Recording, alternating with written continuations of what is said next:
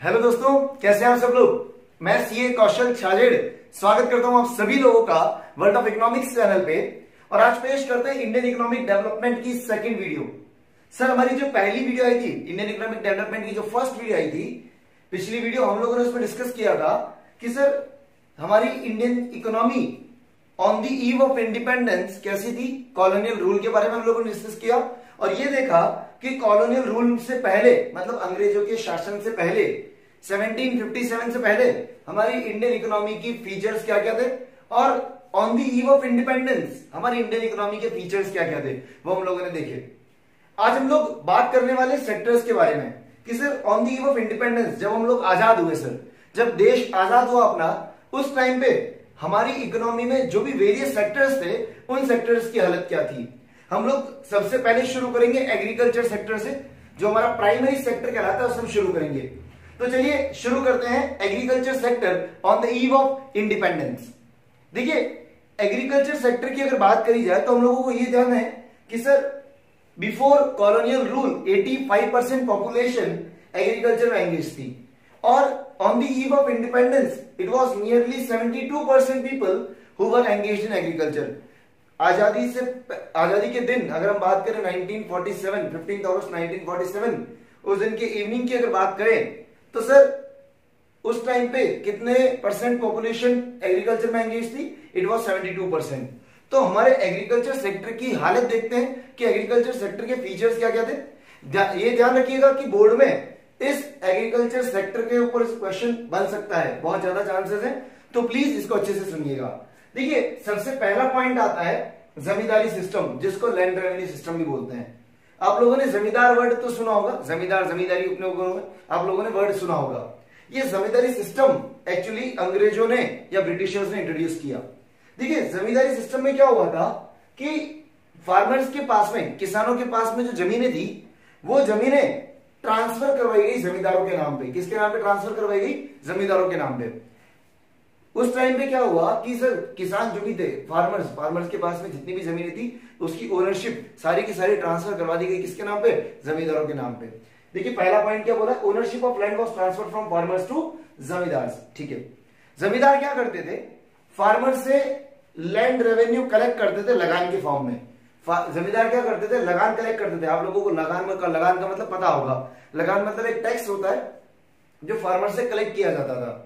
तो जमींदार फार्मर से टैक्स कलेक्ट करते थे लगान की फॉर्म में, और ये सोचते नहीं थे कि सर फार्मर्स की हालत क्या है, फार्मर्स की इकोनॉमिकल कंडीशन का उनको कोई फर्क नहीं पड़ता था। उन्हें लगान चाहिए मतलब चाहिए। देखिए क्या बोला है, zamindar collected revenue from farmers in the form of lagaan regardless of farmers economic condition. उन्हें कोई फर्क नहीं पड़ता था जमींदारों को कि फार्मर्स की इकोनॉमिक कंडीशन कैसी है, चाहे फसल हो ना हो, उन्हें उनका लगान चाहिए होता था। तो पहली चीज, सबसे पहला तो ब्रिटिशर्स ने क्या किया? फार्मर्स से जमीनें किसके नाम पे ट्रांसफर करवाई? जमींदारों के नाम पे। जमींदार क्या करता था? लगान कलेक्ट करता था। किससे? फार्मर्स से। चाहे खेती हो नहीं हो, उनके पास पैसा हो नहीं हो, उनसे जमींदार क्या करेगा? लगान कलेक्ट करेगा। तो regardless of farmers economic condition, जमींदार लगान कलेक्ट करते थे, लैंड रेवेन्यू कलेक्ट करते थे। अब जमींदारों को एक फिक्स अमाउंट पे करना होता था ब्रिटिश गवर्नमेंट को या कॉलोनियल गवर्नमेंट को। जमींदारों को एक फिक्स अमाउंट लैंड रेवेन्यू के तौर पे करना होता था। किसको? ब्रिटिशर्स को, या यूं कहें कि कॉलोनियल गवर्नमेंट को। जमींदारों ने लगान लिया किससे? किसानों से। और वो जो लगान लिया उसमें कुछ पार्ट या उनका फिक्स होता था कि इतना लगान तो ब्रिटिश गवर्नमेंट को पे करना है। अब इसलिए वो क्या करते थे कि फार्मर्स की इकोनॉमिक कंडीशन कैसी है कैसी नहीं, इनको कोई फर्क नहीं पड़ता था। वो तो फार्मर्स से लगान कलेक्ट करते थे। ठीक है सर, लगान जो कलेक्ट करते थे फार्मर्स से जमींदार, तो जमींदारों ने अच्छा खासा पैसा कमाया और जमींदार एक काफी लग्जरी लाइफ जीते थे उस टाइम पे। ना तो जमींदारों ने और ना ही ब्रिटिशर्स ने कभी ये इनिशिएटिव लिया कि फार्मर्स की और इंडियन एग्रीकल्चर की कंडीशन को बेटर बनाया जाए। देखिए क्या बोला है, both colonial government and zamindar took no initiative to improve the conditions of Indian agriculture. Sir उस टाइम पे अगर हम बात करें तो जमींदार और ब्रिटिश गवर्नमेंट दोनों ने मिलके कभी ये नहीं सोचा कि इंडियन एग्रीकल्चर को कैसे स्ट्रेंथन किया जाए, इंडियन एग्रीकल्चर को कैसे प्रमोट किया जाए, इंडियन एग्रीकल्चर को कैसे बेटर बनाया जाए। उनका काम क्या था? ब्रिटिशर्स ने जमींदारों के नाम पे जमीन करवाई फार्मर्स से लेके, जमींदार लगान कलेक्ट करते थे फार्मर से, चाहे उनकी इकोनॉमिक कंडीशन कुछ भी क्यों ना हो, और जमींदारों को एक फिक्स अमाउंट पे करना पड़ता था to the British government.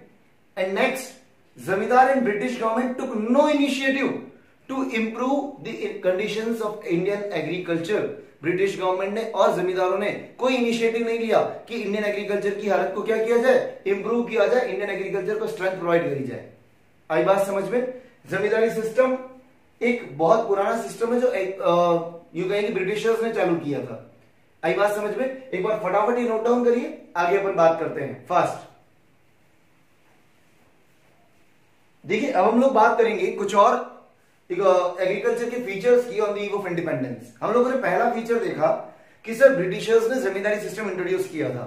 Zamindari system introduce करने की वजह से जो भी फार्मर्स थे उनको एक लगान पे करना पड़ता था regardless of the economic condition, और ना कभी जमींदार ने और ना कभी ब्रिटिशर्स ने ये इनिशिएटिव लिया कि इंडियन एग्रीकल्चर को प्रमोट किया जाए, इंडियन एग्रीकल्चर को इंप्रूव किया जाए। अब हम बात करते हैं सेकंड पॉइंट की, या सेकंड ऐसे फीचर की जिसकी वजह से इंडियन एग्रीकल्चर को काफी बैकवर्डनेस देखनी पड़ी। वो सेकंड फीचर है सर कमर्शियलाइजेशन ऑफ एग्रीकल्चर। ध्यान से सुनना सर, हम लोग बिफोर कॉलोनियल रूल खेती बाड़ी करते थे for self consumption and for village artisans. कल हम लोगों ने बात करी थी कि हम लोग जितना भी प्रोडक्शन करते थे वो करते थे सर सेल्फ कंजम्पशन के लिए, या फिर हम लोग प्रोडक्शन करते थे विलेज आर्टिसंस के लिए। अब ब्रिटिशर्स ने क्या किया, हम लोग प्रोडक्शन कर रहे थे सर फूड क्रॉप्स का, अनाज का प्रोडक्शन कर रहे थे।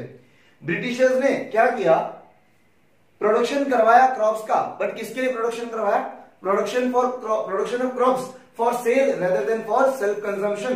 ब्रिटिशर्स ने इस बात पे जोर दिया कि आप जो क्रॉप्स का प्रोडक्शन कर रहे हैं सर, आप सेल्फ कंजम्पशन के लिए प्रोडक्शन मत करिए, आप प्रोडक्शन करिए बेचने के लिए। हम लोग पहले प्रोडक्शन कर रहे थे ताकि हम लोग उसे कंज्यूम कर सकें। ब्रिटिशर्स ने इसे चेंज करवाया पैटर्न को। ब्रिटिशर्स ने बोला कि सर आप सेल्फ कंजम्पशन की जगह प्रोडक्शन करिए सेल के लिए।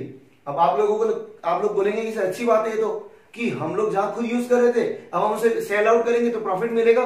ध्यान से सुनना, हम लोग पहले प्रोडक्शन कर रहे थे फूड क्रॉप्स का। किसका प्रोडक्शन कर रहे थे, फूड क्रॉप्स का। जैसे हम बात करें व्हीट है, राइस है, मेज है, कॉर्न है, ये इन चीजों का हम लोग क्या कर रहे थे, प्रोडक्शन कर रहे थे। अब ब्रिटिशर्स ने क्या कहा कि सर आप फूड क्रॉप्स की जगह प्रोडक्शन करिए कैश क्रॉप्स का। किसका प्रोडक्शन करिए, कैश क्रॉप्स का। ध्यान से देखिए क्या बोला है, production of crops for sale rather than for self consumption. और ब्रिटिशर्स ने इस बात पे जोर दिया कि आप लोग कैश क्रॉप्स का प्रोडक्शन करिए। और कैश क्रॉप्स का प्रोडक्शन करने के लिए उन्होंने कैसे इंडियन फार्मर्स को यूं कहें कि इन्फ्लुएंस किया, वो क्या करते थे, हाई प्राइस पे करते थे कैश क्रॉप्स के लिए।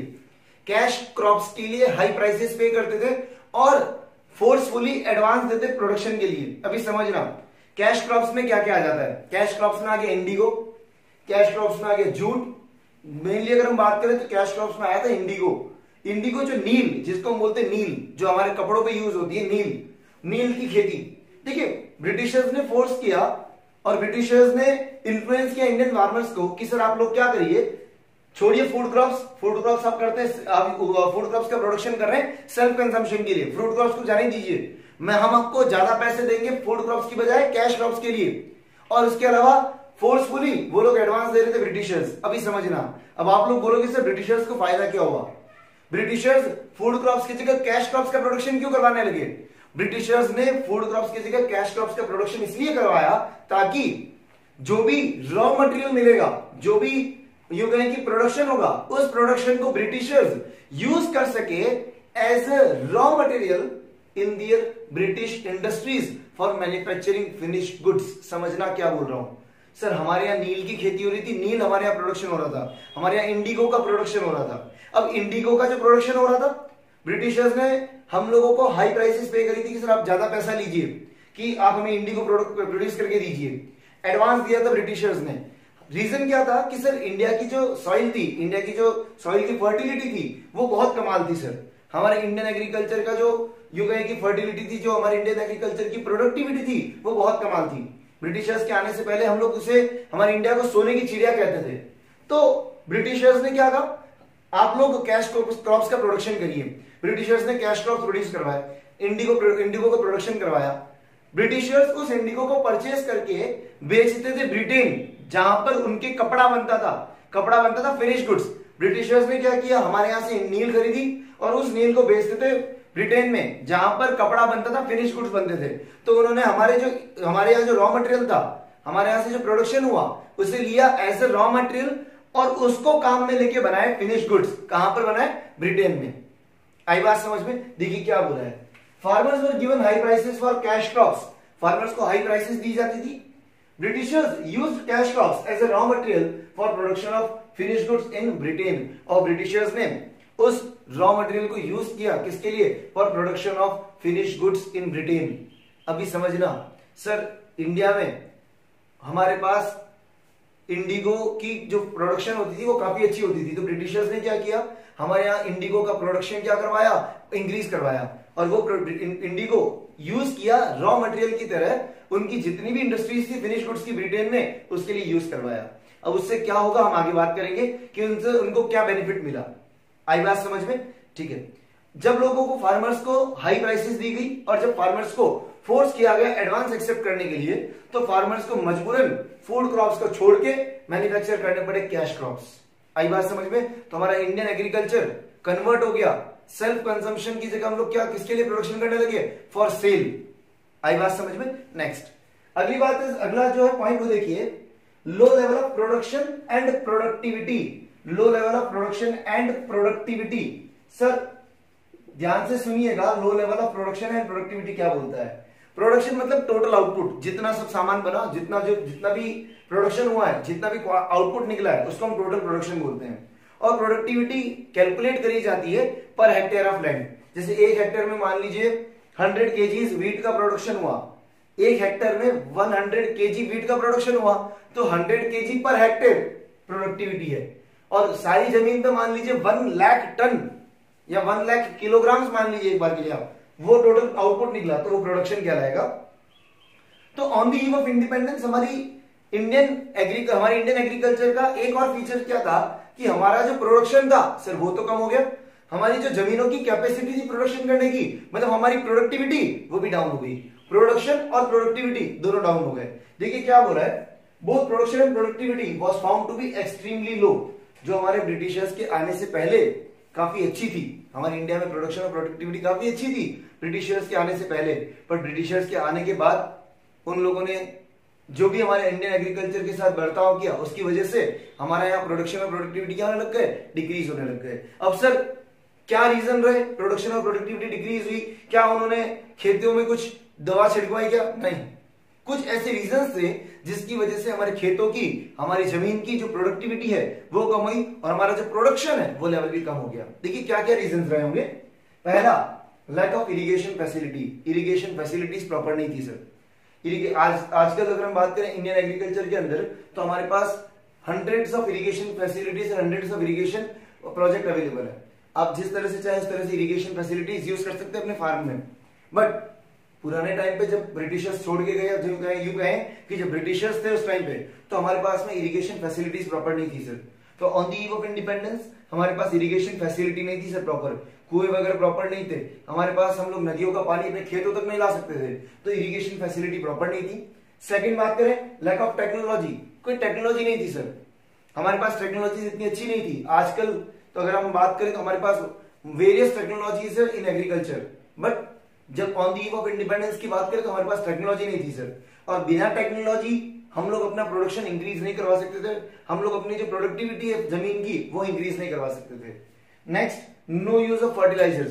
ब्रिटिशर्स ने फर्टिलाइजर्स यूज करने नहीं दिए, ब्रिटिशर्स ने बिल्कुल फर्टिलाइजर्स की यूज के लिए मना कर रखा था, तो फर्टिलाइजर्स यूज नहीं किए, तो हमारी जमीन की प्रोडक्टिविटी वो धीरे धीरे क्या होने लग गई, डिक्रीज होने लग गई। और हमारा जो प्रोडक्शन था, प्रोडक्शन का आउटपुट जो आया वो भी क्या आया, कम आया। आई बात समझ में? तीन चीजें देखिए अभी तक, जमींदारी सिस्टम जहां पर जमींदार को जमीन ट्रांसफर करी गई फार्मर्स से। सेकंड हम लोगों ने बात करी कमर्शियलाइजेशन, जहां पे फूड क्रॉप्स की बजाय कैश क्रॉप्स के प्रोडक्शन पे फोर्स किया गया। और थर्ड हम लोगों ने बात करी low level of production and productivity, technology नहीं होने की वजह से, इरिगेशन फैसिलिटीज नहीं होने की वजह से और फर्टिलाइजर्स ना यूज करने की वजह से हमारी जमीनों की प्रोडक्टिविटी कम हो गई और हमारा प्रोडक्शन भी क्या हो गया था, कम हो गया था। आई बात समझ में? ये नोट डाउन करिए। एक और पॉइंट है इंडियन एग्रीकल्चर के फीचर का on the eve of independence, वो हम बात करेंगे। फास्ट एक बार नोट डाउन करिए। अब हम बात करेंगे लास्ट फीचर की, जो इंडियन एग्रीकल्चर का एक बहुत कि on the eve of independence एक ऐसा फीचर था जिसे इंप्रूव करने पे बहुत बड़ा जोर दिया गया। देखिए, ड्यूरिंग कॉलोनियल रूल हम लोगों के पास में सोर्स ऑफ इरिगेशन सिर्फ एक ही था। हम लोगों के पास में सोर्स ऑफ इरिगेशन सिर्फ एक ही चीज थी, वो था रेनफॉल। सर, बारिश अगर अच्छी होती तो फसल अच्छी होती थी, और अगर बारिश अच्छी नहीं होगी तो इसका मतलब है फसल अच्छी नहीं होगी। कोई परमानेंट मीन्स ऑफ इरिगेशन नहीं था सर हमारे पास में। कॉलोनियल गवर्नमेंट ने कभी भी इस बात पे जोर नहीं दिया कि permanent source of irrigation develop किया जाए। हम लोग सिर्फ डिपेंडेंट थे रेनफॉल पे। हम लोगों के पास कोई परमानेंट मीन्स ऑफ इरिगेशन नहीं था। जितने भी फार्मर्स थे वो सिर्फ डिपेंडेंट थे अपने एग्रीकल्चर के लिए रेनफॉल पे। अगर रेनफॉल अच्छी होती तो पता चलता कि सर हो सकता फसल अच्छी होगी, पर अगर रेनफॉल नहीं हुई तो इसका मतलब ये था कि सर इस साल फसल अच्छी नहीं होगी। आई बात समझ में? तो हम लोगों ने 4 पॉइंट डिस्कस किए। पहला हम लोगों ने पढ़ा जमींदारी के बारे में। सेकंड हम लोगों ने बात करी sir commercialisation of agriculture. Third point हम लोगों ने डिस्कस किया कि sir low level of production and productivity थी। और फोर्थ जो फीचर है इंडियन एग्रीकल्चर का on the eve of independence, वो है sir high degree of uncertainty. ये कुछ ऐसे फीचर्स थे इंडियन एग्रीकल्चर के on the eve of independence, जिसकी वजह से हमारा एग्रीकल्चर सेक्टर काफी पिछड़ गया। सर, हमारे पास में सोर्स ऑफ इरिगेशन नहीं थे, हमारी जमीनें उनकी प्रोडक्टिविटी काफी कम हो चुकी थी, प्रोडक्शन हो नहीं रहा था। जमींदारी सिस्टम की वजह से फार्मर्स को काफी ज्यादा लगान पे करना पड़ता था regardless of the economic condition. हम लोगों ने फूड क्रॉप्स की बजाय कैश क्रॉप्स का प्रोडक्शन बंद कर दिया। तो ये सारे ऐसे फीचर्स थे जिसने हमें ये बताया कि हमारा एग्रीकल्चर सेक्टर कितना बैकवर्ड चला गया था। आई बात समझ में? एक बार आप फटाफट नोट डाउन कर लीजिए, पॉज करके देखते हैं आगे फास्ट। देखिए, आज हम लोगों ने एग्रीकल्चर सेक्टर के बारे में डिस्कस किया। आने वाले वीडियो में हम लोग बात करेंगे इंडस्ट्रियल सेक्टर की, कि इंडस्ट्रियल सेक्टर की हालत क्या थी on the eve of independence. बहुत इंपॉर्टेंट टॉपिक है, बहुत इजी टॉपिक है। एक और इंफॉर्मेशन मैं आपको दे देता हूं। सर, ये हमारी बुक है इंडियन इकोनॉमिक डेवलपमेंट की। ये हमारी जो बुक है इंडियन इकोनॉमिक डेवलपमेंट की बुक है। इसमें इंडियन इकोनॉमिक डेवलपमेंट के सारे chapters with concepts and question answers सारी चीजें गिवन है। सीबीएसई बोर्ड के अकॉर्डिंग जो सिलेबस है उस सिलेबस के अकॉर्डिंग इसमें सारी चीजें गिवन है आपको। अगर आप में से किसी को भी इस बुक की रिक्वायरमेंट है, किसी भी चैप्टर के नोट्स की रिक्वायरमेंट है, आप मुझे मेरे डिस्क्रिप्शन में कॉन्टेक्ट डिटेल्स गिवन है, मुझे वहां कनेक्ट कर सकते हैं। ये जो चैप्टर हम लोग यहाँ पढ़ रहे हैं इसके नोट्स भी मैं आप लोगों को अवेलेबल करवा दूंगा। डिस्क्रिप्शन में मेरी कॉन्टेक्ट डिटेल्स है, मुझे वहां व्हाट्सएप कर सकते हैं। तब तक के लिए stay safe, stay at home, thank you and bye.